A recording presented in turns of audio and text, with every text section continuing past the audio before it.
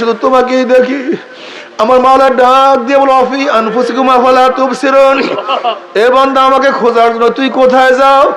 আমাকে খোঁজার জন্য চাঁদে যাওয়ার দরকার নাই, মঙ্গল গ্রহে যাওয়ার কোনো দরকার নাই, আমাকে খোঁজার জন্য সাগরের নিচে যাওয়ার কোনো প্রয়োজন নাই, আমাকে খোঁজার জন্য সৌদি আরব যাওয়ার দরকার নাই, আমেরিকা ইংল্যান্ড যাওয়ার দরকার নাই। আমি তো তোর মধ্যেই আছি, তুই কেন দেখো না? অফি আনফুসিকুম আফালা তুবসিরুন, আমি তো তোর মধ্যেই আছি। বাবারে তোমার কাশি তোমার বন্ধু দাঁড়ানো, কেন তুমি দেখো না? তোমার বন্ধুর তো দোষ না, তুমি অন্ধ। আমার মাওলা তো আমার মধ্যেই, আমি কেন দেখি না? আমার কলম বন্ধ হয়ে গেছে, এর জন্য আমি মাওলাকে দেখি না। আমার মাওলা বলো ফাইনামা তুআল্লু ফাসাম্মা ওয়াজহুল্লাহ, তোর চেহারা যেই দিকে ঘোরা সেই দিকে আমি।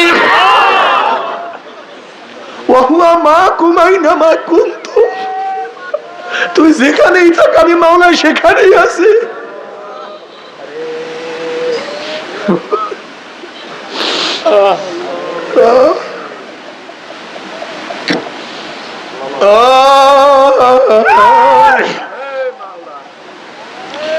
ও আমার যুবক বাবা, মাওলাকে নিয়ে থাকো, মাওলাকে নিয়ে চলো।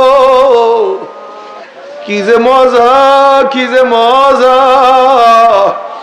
মাওলার আশেক ছাড়া কেউ তো বুঝবে না, বুঝাতেও পারবে না। ও আমার যুবক বাবা, কেন মাওলার পাগল হবে না? ঈসা আলাইহিস সালাতু ওয়াস সালাম একদিন এক জায়গা থেকে, এক বস্তির নিকট থেকে রওনা করলেন। এক যুবক নবী ঈসাকে দেখিয়ে চিনিয়া ফলাইছে, এই জমানার নবী ঈসা। যুবক বলতে ছাড়লেন, ঈসা আপনি আল্লাহর কাছে দোয়া করেন, মাওলা যেন তার মুহাব্বতের অনু পরিমাণ মুহাব্বত আমাকে দান করে।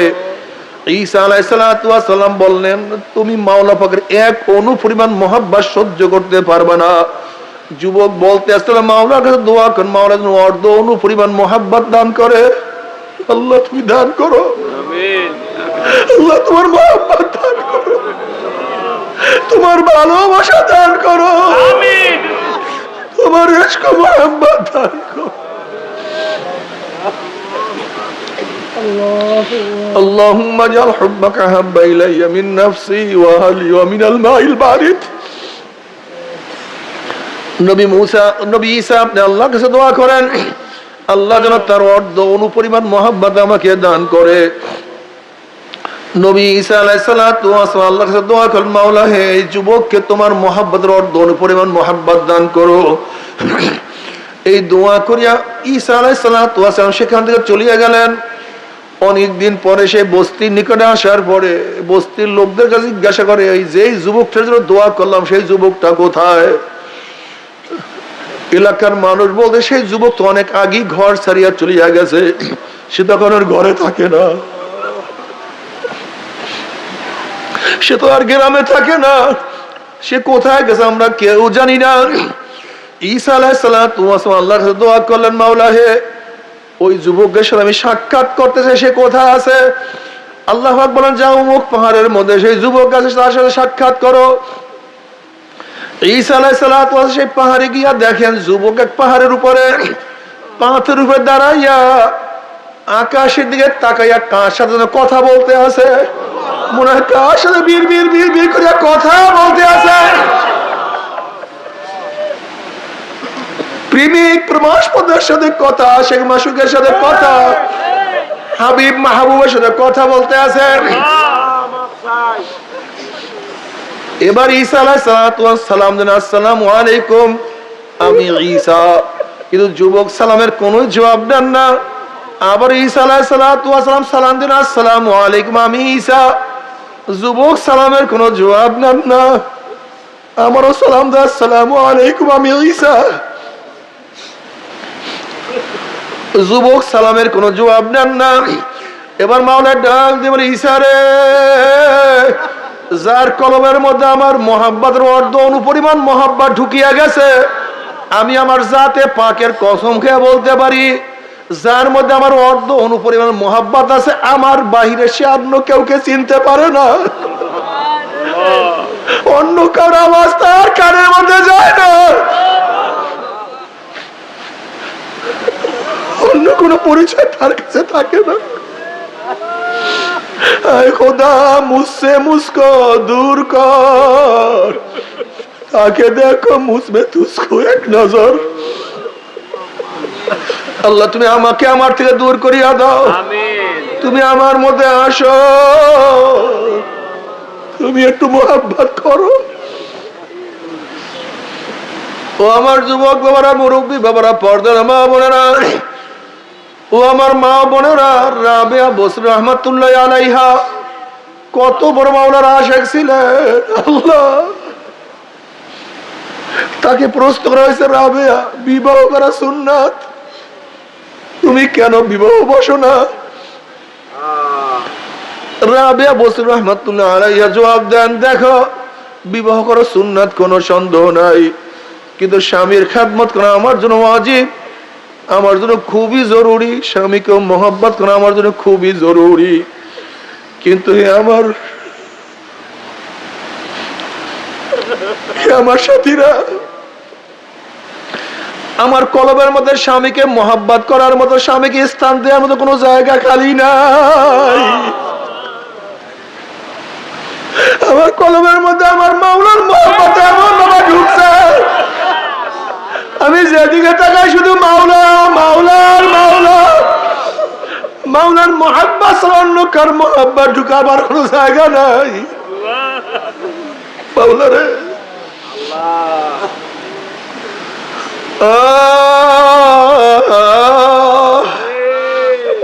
বাবা রে, আশিকদের অবস্থা যেই অবস্থায় থাকে সেই অবস্থায় মজা পায়। মামারে মোহাব্বত করো, আমার মাওলার মোহাব্বত কি যে মজা, ওই মজা তো কেউ কাউকে বয়ান করতে পারবে না। কিয়ামতের ময়দানে আশিকদের অবস্থা কি হবে? আশিকারা রোজে মাহশার বা কিয়ামত কারিনিস, আশিকারা রোজে মাহশার বা কিয়ামত কারিনিস, আশিকারা জুস্তামাশাই জামাল হুয়ারিনিস। কিয়ামতের ময়দানে আশিকদের অবস্থা কি হবে? কিসের কিয়ামতের ময়দান, কিসের মিজান, কিসের পুলসিরাত, তাদের কোনো হুঁশ থাকবে না। তারা দৌড়ে গেল, আমার মাওলাই কই, আমার মাওলাই কই, আমার মাওলাই কই, আমার মাওলাই কই। যখন পাগলরা মাওলাকে দেখার জন্য দৌড়াদৌড়ি শুরু করবে, জান্নাতি থেকে আমার মাওলায় প্রশ্ন, জান্নাতীরা আমি তোমাদের সাথে যে ওয়াদা করছিলাম সেই ওয়াদাকে আমি পালন করছি নাকি? তখন জান্নাতের বলো, মাওলা হে, তুমি যে ওয়াদা করছো তার চেয়ে কোটি কোটি গুণ বেশি নিয়ামত আমরা পেয়ে গেছি, কিন্তু একটা ওয়াদা এখনো পালন করো নাই। অমনি আমার মাওলায় ফেরেশতারা আমি ওয়াদা করছিলাম জান্নাতের মধ্যে আমি তাদের সাথে সাক্ষাৎ করব, কিন্তু এখন আমি সাক্ষাৎ করি নাই। ও ফেরেশতারা নূরের পর্দা সরাইয়া দে। যখন 70,000 নূরের পর্দা সরাইয়া দেওয়া হবে, নবী আলাইহিস সালাতু ওয়াস সালাম ফরমান, সাতারাউনা রাব্বাকুম কামা তারাউনাল কমারা লাইলাতাল বদরে, যেরকম পূর্ণিমার চন্দ্র আকাশে উদিত হইলে ভিড়াভিড়ি ধাক্কা ধাক্কি প্রত্যেকের জায়গার থেকে পূর্ণিমার চন্দ্র দেখিতে পারে, ঠিক আমার মাওলায় যখন নূরের পর্দার মধ্যে থেকে বের হয়ে আসবে, প্রত্যেকটা জান্নাতি আমার মাওলাকে দেখিয়া ফেলাইবে। আমার মাওলাকে দেখার সাথে সাথে আমার মাওলার সামনে সবাই সেজদার মধ্যে পড়িয়া যাবে, মাওলার দিদারে মত্ত হইয়া যাবে। কোন রওয়ায়াতের মধ্যে আছে এক সেজদা 40,000, কোন কোন রওয়ায়াতের মধ্যে আছে এক সেজদা 70,000 বছর কাটিয়া যাবে, কিন্তু জান্নাতীদের হুঁশ থাকবে না। নবী আলাইহিস সালাতু ওয়াস সালাম ফরমান, মান আহাব্বা লিকা আল্লাহি আহাব্বাল্লাহু লিকাহু ওয়া মান কারিহা লিকা আল্লাহি কারিহাল্লাহু লিকাহু। যারা মাওলার সাথে সাক্ষাৎ করাকে পছন্দ করে, আমার মাওলা তাদের সাথে সাক্ষাৎ দেওয়ার জন্য অপেক্ষায় আছে। আমার মাওলা তাদের সাথে সাক্ষাৎ দেওয়ার জন্য অপেক্ষায় আছে। বাবারে, যখন দুলহান শ্বশুর বাড়িতে যায়, শ্বশুর বাড়ি কত আয়োজন, কত গেট, কত সাজানো, কত গুছানো, দস্তারখানে অনেক ডিজাইনের খানা। সবাই খানার দিকে ব্যস্ত, খানা নিয়ে ব্যস্ত, সৌন্দর্যের দিকে ব্যস্ত, কিন্তু দুলহানের কলমের মধ্যে শুধু একটাই খেয়াল, আমাকে কখন খাস কামড়ায় নিয়ে যাইবে, কিসের খানা, কিসের সজ্জা। ওইদিকে দুলহানের কোনো খেয়াল নাই, দুলহানের খেয়াল কখন আমাকে ডাক দিবে। ঠিক আশিকদের অবস্থা এরকম, কিসের ঘর, কিসের বাড়ি, কিসের জান্নাত, কিসের জাহান্নাম, তাদের খেয়াল আমার মাওলা কখন ডাকবে। বান্দা বান্দা, जन्नत दो जोक्सिया रब क्या करो, जन्नत दो जोक्सिया रब क्या करो, आरज़ू है मैं तुझे साथ देखा करो। একটা দেখা দাও, একটা নজর দেখার সুযোগ করিয়া দাও।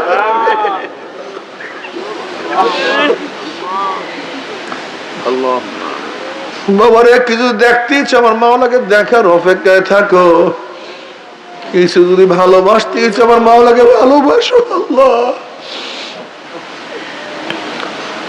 তবে বাবারে সাধনা করো, সাধনা ছাড়া হবে না,